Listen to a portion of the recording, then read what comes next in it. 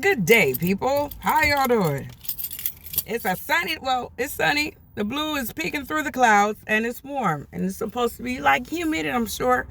But yes. All right, so I'm following up from earlier today the post about me being at the Jazz Cafe in London, England. How the hell did that come about, Etta? Well, let me tell you how that came about. So, on a whim, not even on a whim, I was at home. I was cleaning my room, trying to get things organized. And I was scrolling through, Facebook, and all my friends was over across the water. And I was like, what kind of shit is this? Why am I not there? Ain't nobody come to get me. Then I looked up on my wall. And then I saw my very first Adventureland poster that our beloved Queen Sister Angel, Adrian Adele did. And what Adrian had the foresight to see is that she put a lot of us into motion and she made us seem larger than life. And our personas are larger than life. So I was looking at that. I was like, well, how the hell did I how did I pull it off? I was able to get 10 of my favorite musicians, give them money, and to be able to hold it at the McMenamin's Mission Theater. How did it happen? Planning.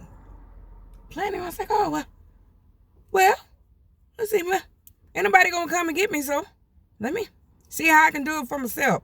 So I looked online, put it out far enough so I can see what the tickets were, and I was like, that's reasonable. So let me go on and start planning for to go to London. And then on my phone, I was listening to my dear friend Conrad.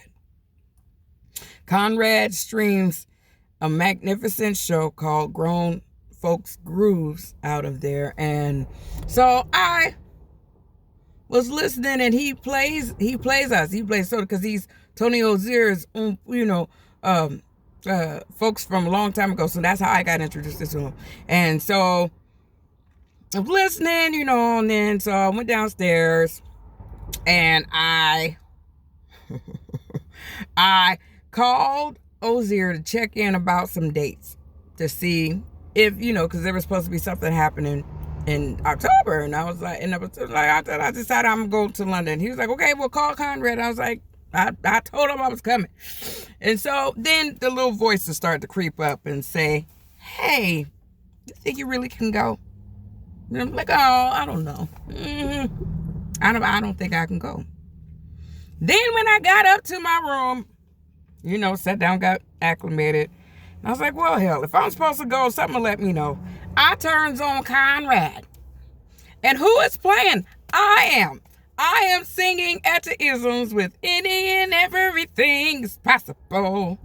It's upon you to have it become tangible. And I was like, well, I'll be damned.